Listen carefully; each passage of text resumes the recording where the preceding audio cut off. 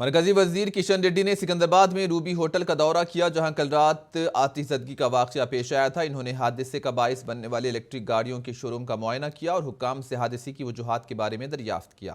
मरकजी वजीर ने सानहे में जान गंवाने वालों के अहले खाना के तय अपनी गहरी ताज़ियत का इजहार किया और जख्मियों की इयादत की। इस मौके पर किशन रेड्डी ने निशानदही की है कि मुस्तक़बिल में ऐसे वाक़यात को रोकने के लिए एहतियाती तदाबीर इख्तियार करने की ज़रूरत है।